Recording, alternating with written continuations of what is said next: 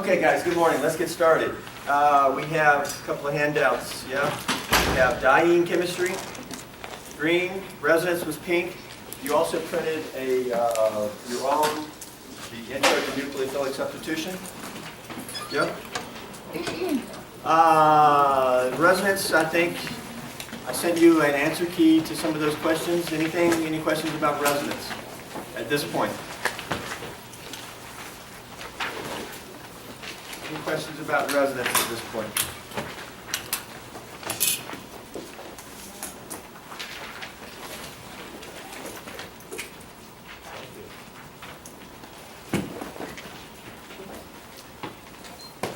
Chemistry of dienes. What are we doing there? 1, 2, 1, 4 additions, and also what reaction? Diels-Alder reaction.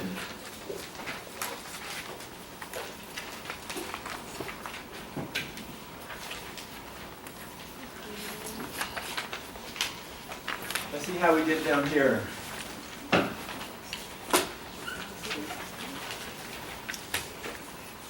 don't think we did this one in class, did we? No. Let's see, is this a Diels-Alder reaction? What do we have here?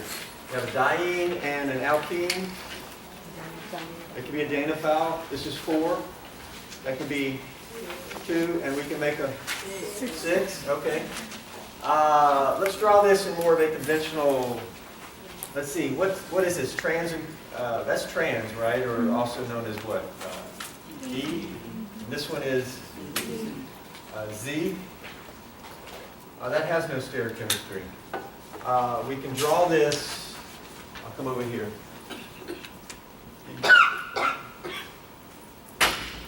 You're going to have that for Diels-Alder. Up here we can have the E1 and over here Z. So that means this would be like this.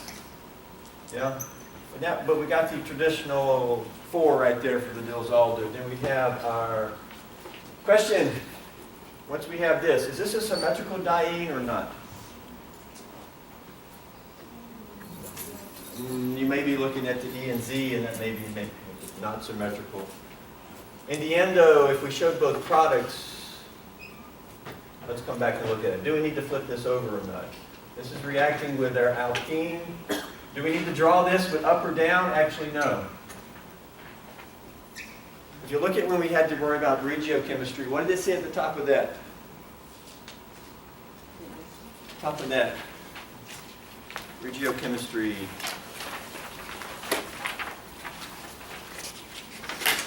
What did it say at the top of that up there?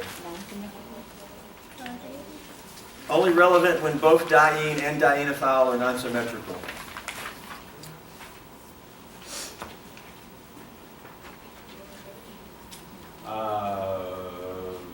Okay, let's see if we can clarify that statement. What was the author talking about?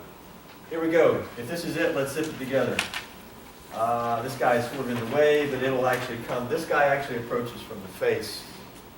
Okay, so on the board it looks like it's here, but zip it together, boom, boom, boom, right? What do we get?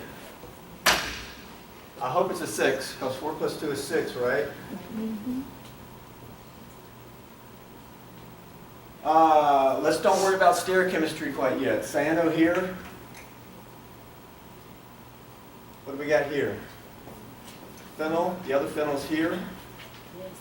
Is that right? Because that's 1, 2, 3, 4, 5, and 6.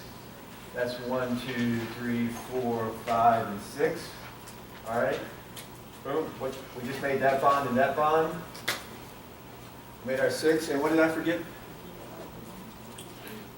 Double bond right here. This arrow right here is saying the double bond's coming right there. Is that it?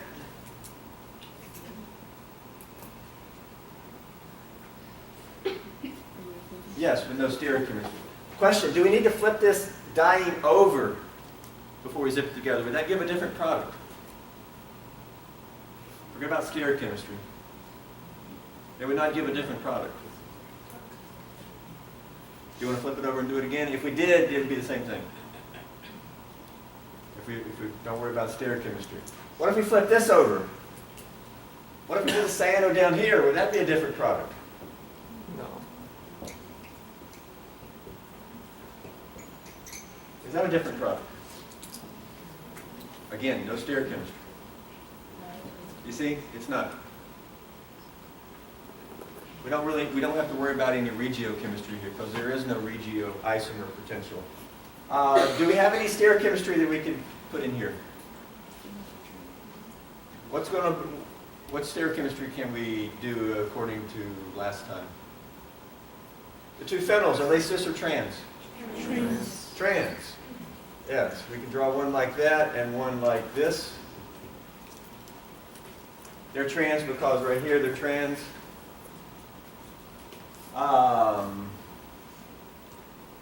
What about this here?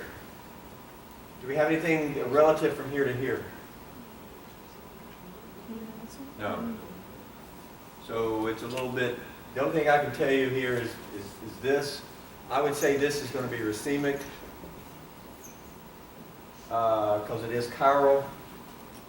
It gets a little complicated because the whole thing is going to be racemic.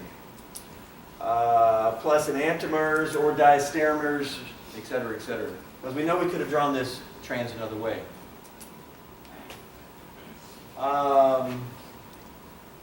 Okay, we'll see what type of questions come up there. In the end, just because this wasn't drawn with neon lights on it drawn like this doesn't mean it's not Diels-Alder, right? It's a diene. There we go. Let's look below. Cyclic dienes. Anybody get an answer to this one here? A bridge, good.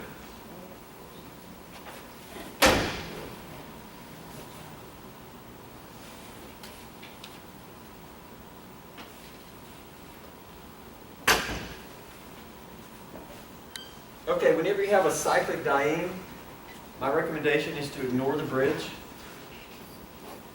zip it together, and then put the bridge back on the end, at the end. This is the diene. That's going to be 1, 2, 3, 4. And this is going to be 5 and 6. Okay? You have a 1-carbon bridge between 1 and 4. It's a CH2. By the way, what do we call a CH2? I don't know if we said it before. What do we call a CH3? Methyl. What do we call a CH2? What do we call this solvent here? I think sometimes we call it that. We don't call it methylene chloride sometimes? Because that's a methylene. CH2 is a methylene. The methylene group is a bridge between 1 and 4. Okay? Well, just ignore it. Let's just zip it together. Boom, boom, boom. As if it wasn't even there.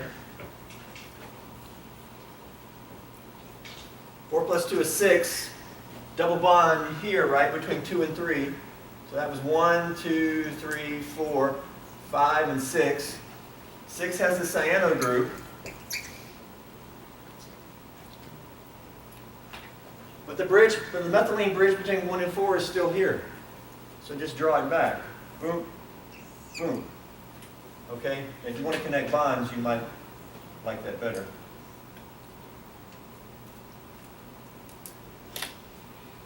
It's a 6-membered ring with a 1-carbon bridge between 1 and 4. So that's the way I recommend it. Just ignore it and put it back at the end. Now there is some stereochemistry here. We have something maybe like endo or exo that we haven't talked about. So I'm not going to get into that. This over here is chiral. It would be racemic.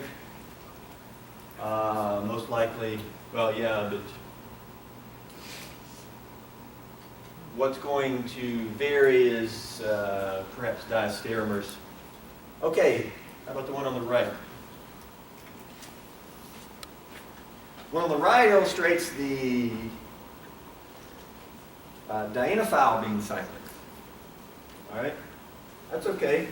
Zip together, boom, boom, boom, down. 6-membered ring. Double bond here, right? You see the 6-membered ring? There's nothing else there, but these 2 carbons here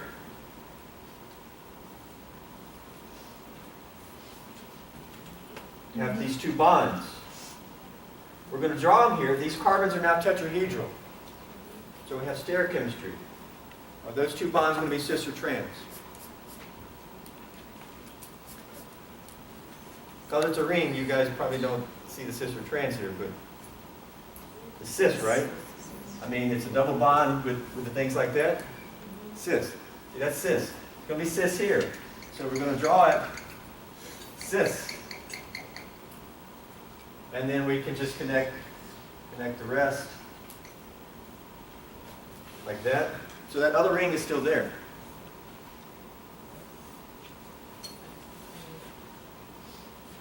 Is that it? Right? Cis here, cis here. Plus what? Plus what? Are you sure? Are you sure? No. Enantiomer? The ring will always be cis. Plus what? Plus nothing, right. That compound's not chiral, is it? Not chiral? Achiral? So why what? They have stereochemistry. It does have stereochemistry. What if I draw these both dashed? No. If I draw this both dashed, it'd be the same thing, right? Not a trick question. It's not chiral, so there's no enantiomer, right? Are you asking why did I not draw?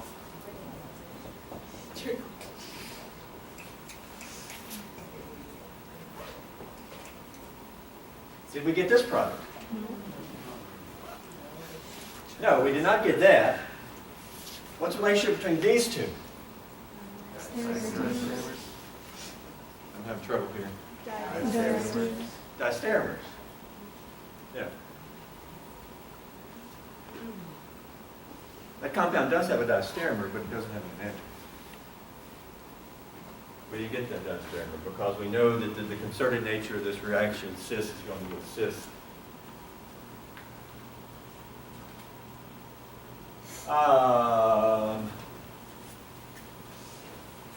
This one's just like this one up here. Here, the diene is a ring, but it has an oxygen in it. Okay? It's called a heterocyclic ring. It's got an atom other than carbon. All right? Heterocycle. And of course, you'll often see this ring drawn like this. I've just got it drawn here, so it's like Diels-Alder. But these can't undergo Diels-Alder. Some of them can, some better than others. You get a product here, remembering that up there, it's the same thing as up there.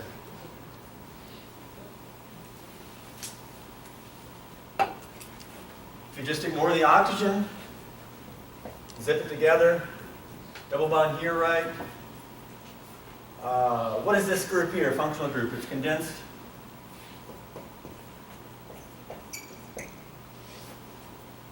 Yes, ester. Ester. It's an ethyl ester. What else is here? The bridge between 1 and 4. It's an oxygen bridge, yeah?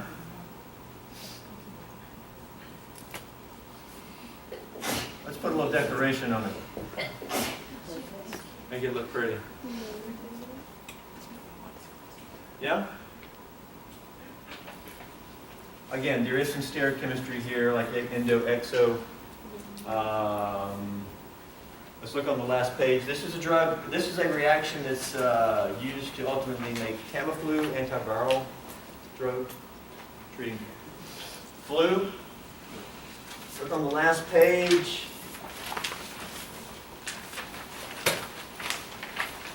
This is a synthesis of Tamiflu, compound 1 at the very bottom. See the first reaction? Now, they are using sort of either a catalyst or promoter here, zinc chloride, probably a Lewis acid catalyst maybe. We haven't talked about that. Neat, there is no solvent. 72 hours. We'll be doing this next lab. 72 hours. Bring your lunch. What do they get? You see the bridge? Yeah? Now, see, this is the exo-endo I'm not telling you about because remember when we did the norbornene? We mentioned that the OH was either up by the bridge or It's sort of like that. And endo-exo is diastereomers. And so it's actually giving more exo. That's some advanced chemistry. In terms of enantiomers, though, it's all racemic. All right?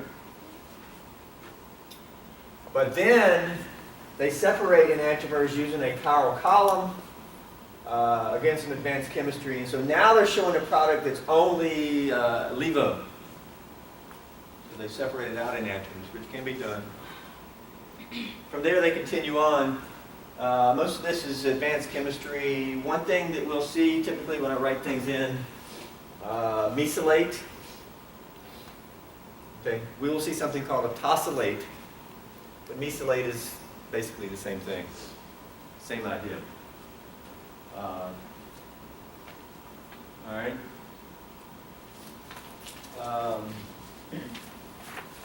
So there's that. Last one back on the other page. Product of the reaction on the right.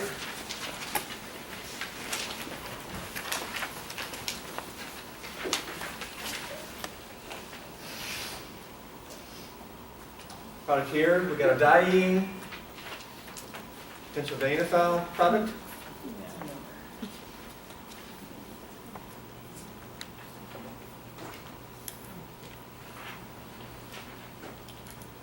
Product, William? Can you have a bridge with the ring? Do what? Can you have like a ring that's like connected? You zipped it together, your mechanism? I mean, I see where it could happen, but it doesn't make any sense. It just becomes. Again, I'd recommend paper. Paper. I have a hard time seeing it in my head. I like to put things on paper, so then I can see it. Anybody got something on paper? Do what? A little louder? No reaction. No reaction, yes. Yeah, no reaction. Why? The diene is in a trans. The diene is stuck in what form? Trans.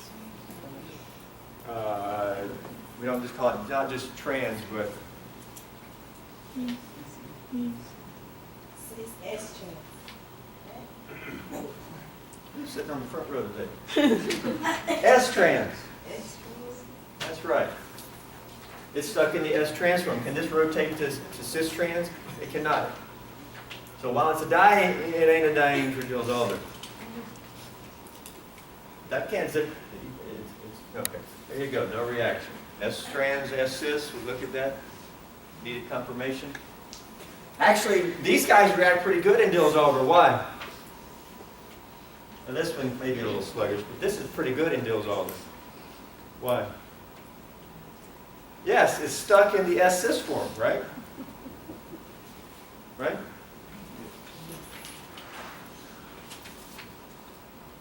Okay, we're looking at regiochemistry. We did the top one, right? How about the second one? Which one did you like for the second one? We zip this together, we can have potential regioisomers. Which way is it going to zip together? Top or bottom?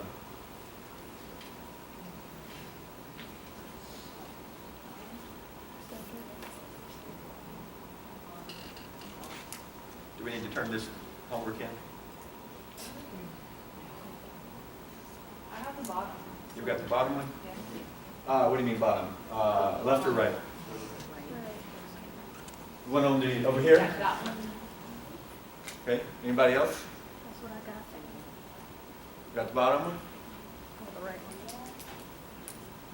one. I think I like it.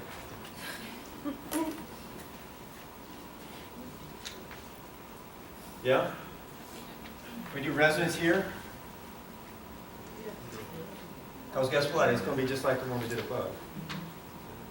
Just a different molecule. Same, right? What kind of resonance here did you do? I took 2 electrons from the oxygen and moved it to the double bond, and then the double bond next door to it, I moved to make a lone pair and make a charge. Here we go. Electrons here. We know we start with a lone pair. Great place to start with doing some resonance. pi bond out here. Resonance arrow, what do we get? Double bond here, nothing there. What's now in this out carbon, terminal carbon? Lone pair, and that's a minus. Can we do another resonance structure with the lone pair? No. We might could show some other resonance structure here. Can we do another resonance structure where we put the lone pair on this carbon? What if we bring this back? Boom, and why don't we just do that? How about that? I agree. That's a crazy arrow. That don't mean nothing. What does that mean? I'm breaking a single bond? Then you ain't doing resonance. No. No, if I bring this back, I just have to do that, right? That gives that back. No, this is the only resonance structure we're going to draw with this lone pair. The lone pair is giving some influence here. So, which carbon, top or bottom, has partial minus? Well, we see it in the resonance structure, partial minus. Which carbon here, top or bottom, has partial plus? Right, we said that last time, right? Can you explain why? So we want to make sure this carbon ends up bonded here. That's going to rule the regiochemistry. So we don't have to flip it, just zip it together as is, and what do we get? Yeah, you're going to get the one on the bottom. Right. Yes, that's going to be the product. Any stereochemistry there? What type of stereochemistry would you discuss? All we have is one chiral carbon. All we have is potential for R and S here. It's going to be racemic. There's nothing else. There's no diastereomers, endo-exo, or anything like that. That alkene's not going to be stereogenic. It's all planar, etc., right? Try the one on the bottom. We'll look at it on Monday.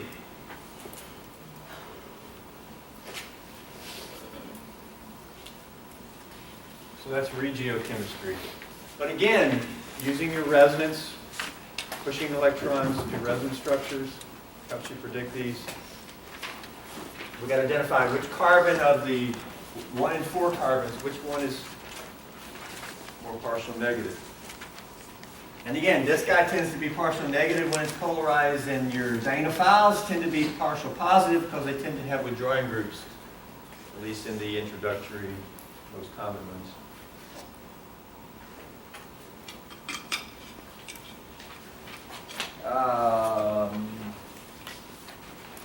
Okay, there's also answer keys in the back of each of these handouts. Of course, don't look at them. Never look at them, right? Reverse? Yes, that's a good reaction. Where was that at? The bottom, previous page? Yes, Diels-Alder can be reversed. When it's reversed, it's called a retro Diels-Alder. Because if we had this, we could come this way. Reverse of this would be a regular Diels-Alder. But as shown, this is like a Diels-Alder product, 6-membered ring with a cyclohexene. Yeah? With heat, we can reverse. Can you show arrow movement here? What type of arrow movement do we need to do? It looks like these electrons move over here. These electrons move down here. And these electrons move up there. Would that arrow movement give those two molecules?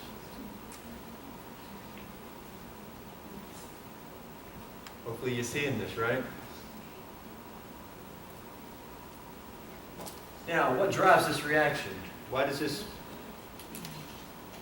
drives this reaction? What can we say that helps drive this? Entropy. Because it's Entropy? One molecule going to two? Yeah?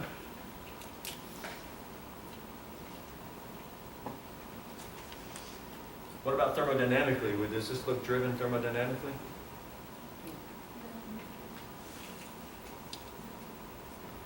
I don't think so, because we're going from sigma bonds to pi bonds. Yeah?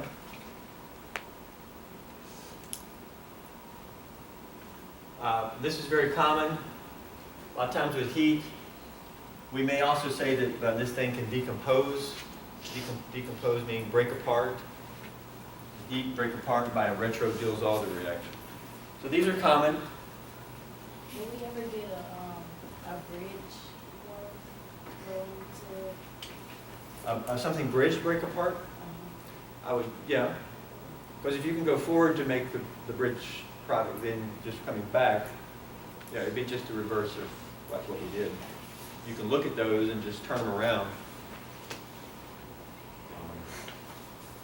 Because either way you go, the bridge is not changing. It's just a good side. 2 molecules to 1.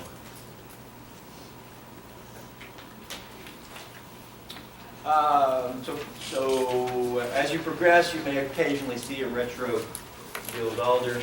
On the very back,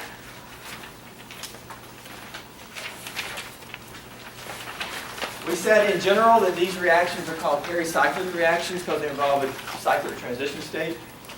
Any biological applications of these type reactions? Well, of course. Arachidonic acid is a precursor to lots of prostaglandins, things that lead to things like inflammation or pain in your body. Your body synthesizes prostaglandins from arachidonic acid reacting with oxygen. Where does oxygen come from?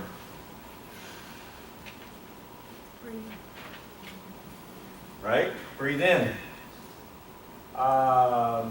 And right here, oxygen. Now this is not exactly a Diels-Alder, but it's a similar type pericyclic reaction. It's also a cycloaddition. Look over here. If we consider oxygen double bonded like this, let's see if we can show some electron movement to get to this.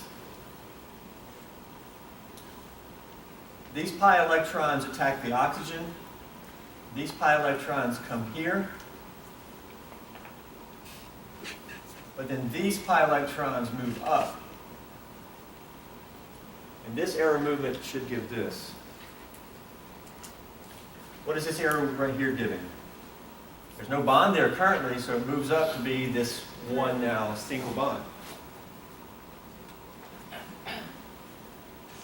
So we made this bond to oxygen. It's only a single bond between oxygen because the pi bond or the double bond came in and moved over here. So we made that bond. We actually made 3 single bonds. If you look at it closer, it's not exactly a Diels-Alder.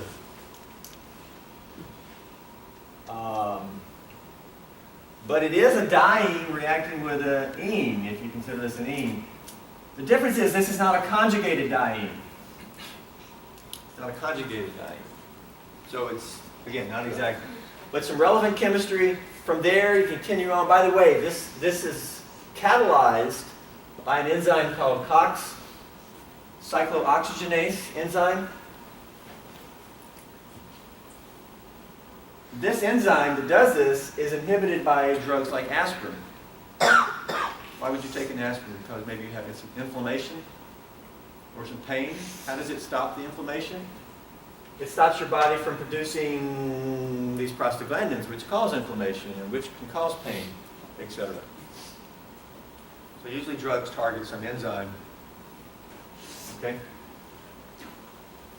Now, there's also different isoforms of the COX enzymes, COX-1, COX-2. You ever heard of these things? Talked about isoforms in biology? Not this week?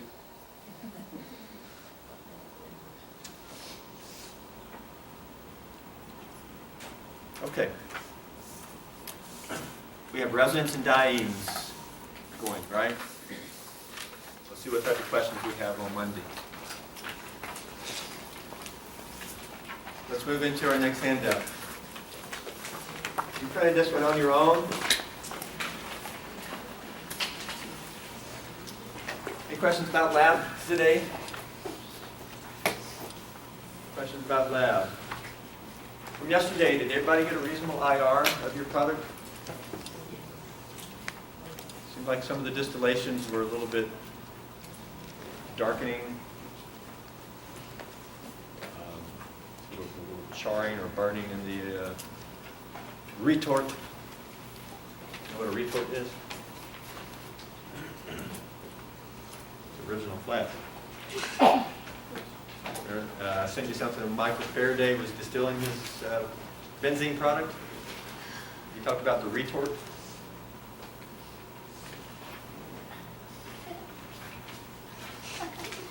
We don't use that word too much anymore.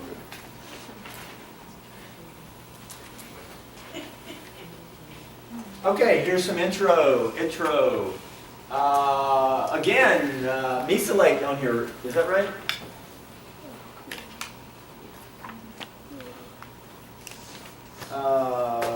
Actually, not on this page. We'll see mesylate on another one.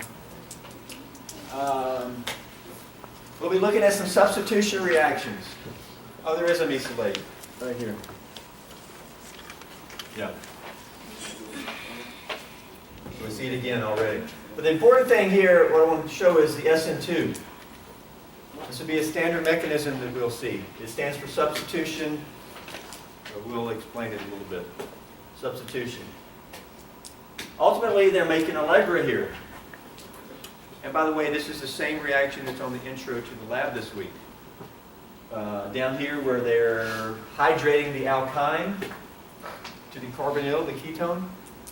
That's the same reaction that's in your pre-lab. This is just the entire synthesis, starting with something that probably is just purchased. But right here we have a substitution reaction. What's going on? Which way they're going? Okay, they're coming from 31, but here's the reaction to get to 32. Okay, I drew this arrow in. The mesylate we're going to see is a decent, pretty good leaving group, tosylate. All right, they're making this bond right here. The nitrogen is acting as a nucleophile and coming in here and displacing this. I'm not going to show mechanism here because we want to get to it on the next page. But it has replaced the mesylate. And that's substitution. Okay? So this is an example. You can look back at it, ultimately making Allegra. Okay. Next page is some practice problems to be looking at as we progress ahead.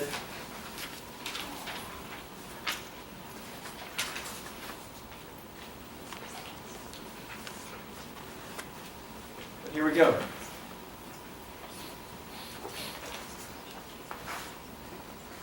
Okay, guys, huge topic here.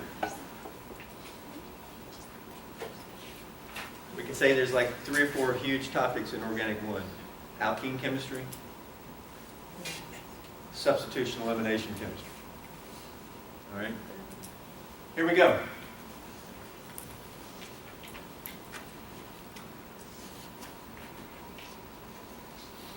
Of course, we read the intro, right? Lots of information in the intros.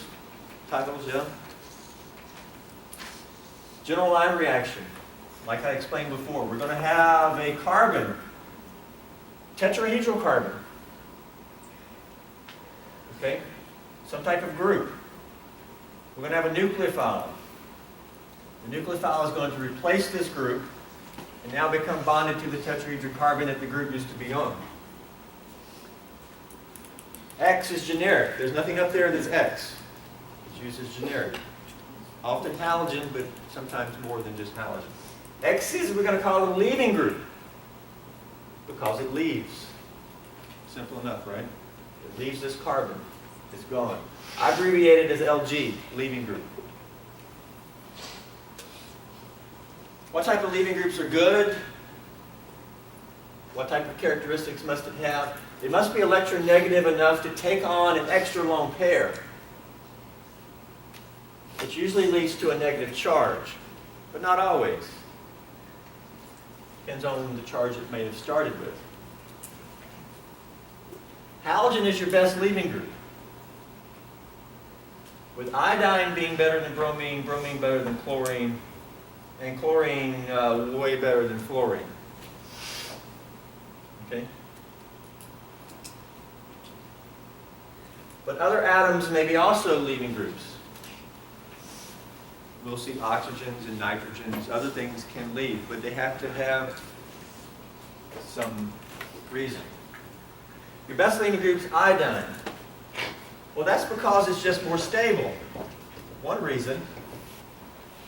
Isn't I minus more stable than Cl minus? Why is it more stable? Because it's larger, not because it's more electronegative. So it being more stable, it kind of makes sense that it's willing to leave and become I minus when it takes on the extra lone pair. Okay? Do we know a definition of nucleophile? What is a nucleus like? I'm sorry, what is a nucleophile like? A positive? It likes a nucleus, but the nucleus is positive. It means it likes a positive.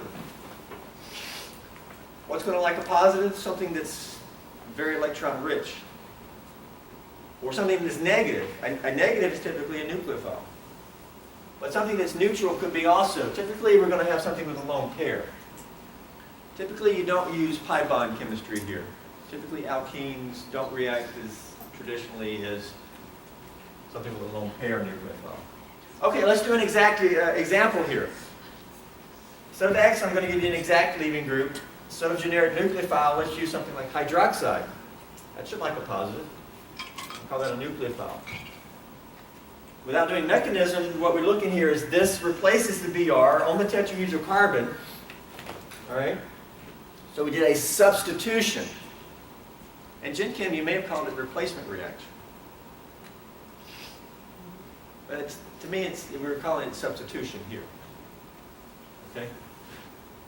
And the Br, well, it can't just disappear, it becomes that. It takes on another lone pair though, because here the Br has 3 lone pairs. We said it's going to take on another lone pair, so now it has 4. But lo and behold, that's now a minus charge. All right? So that's a standard substitution reaction. What about mechanism for this? Let's try a mechanism. You tell me. What do you propose as the first step? Tell me again.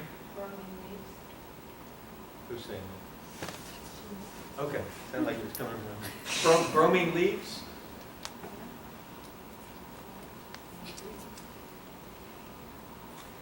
I know where you're coming from.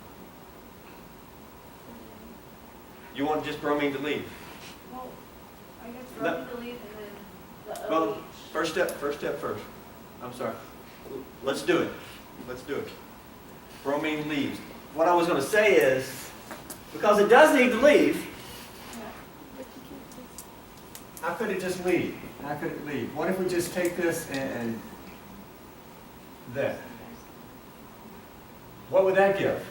Can this lead us to that outcome? Well, what would that mechanism, what would that give? Boom, boom. What's now on this carbon? It has to be a positive charge, because now it only has 3 bonds. Plus what? What did we make here? Br. It has 3 lone pairs. What does this arrow mean to you? It becomes a 4th lone pair, and that's a minus. Well, good. We're halfway there, because we just formed one of the products, Br minus. So you want to call this a step? Yeah. If so, what could be a next step? The electron here from the OH will attack the positive counter. Okay, this is pretty high electron density here. It has a lone pair. What do we want to do? The cation makes bond here? Yeah. I just don't understand. The OH makes bond. I don't understand why it would do that. Oh, arrows show movement of electrons. Yeah. Not charges and not atoms. These electrons, right? These electrons bond here? Okay, what would that give? How many electrons are left on the oxygen?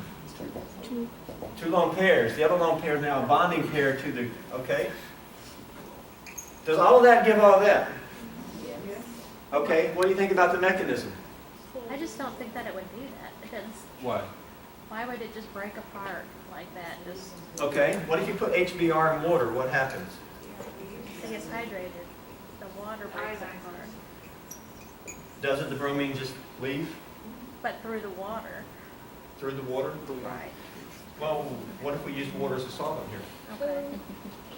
Then what, you need to indicate that somehow? A lot of times solvents are indicated, but, yeah.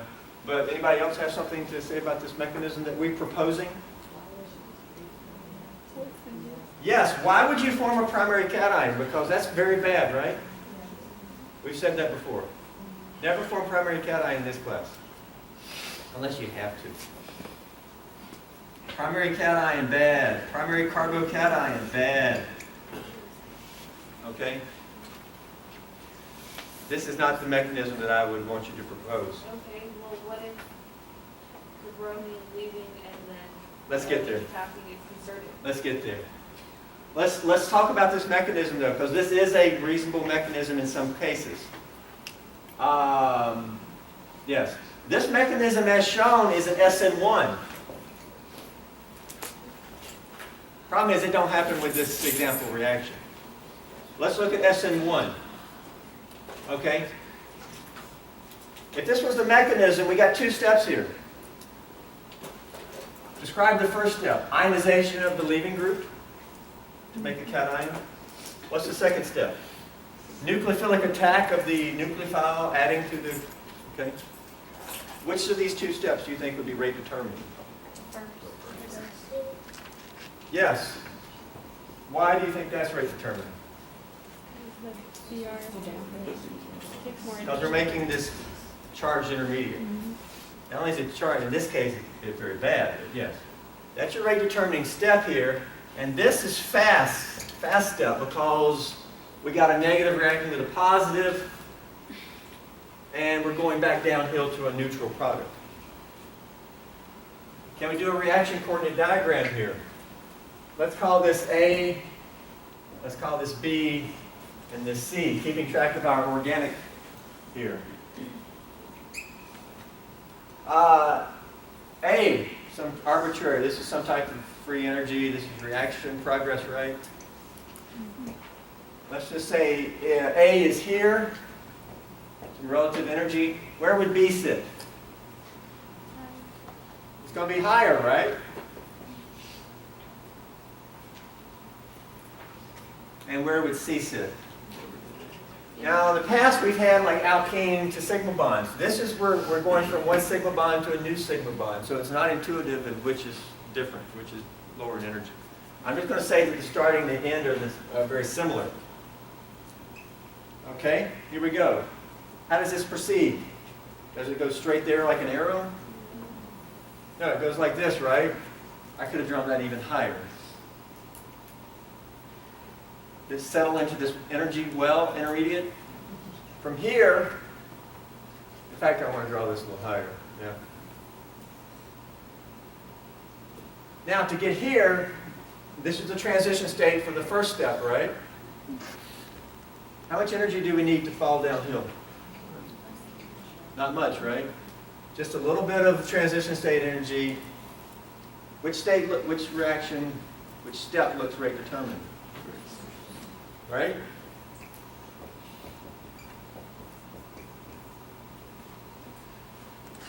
That's sort of the activation energy for the entire reaction, particularly the rate determining step. Fast, yeah?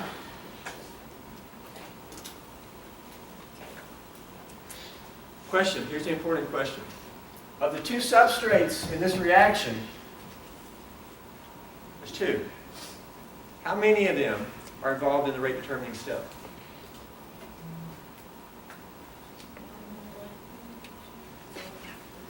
Is this involved in the rate determining step? Yeah, it's ionizing. It's doing something. Question though, is the hydroxide involved in this rate determining step? No. No. Only one thing involved in the rate determining step. That's why it's called SN1. Substitution by a nucleophile unimolecular. Unimolecular is referring to the rate determining step. Only one thing is involved.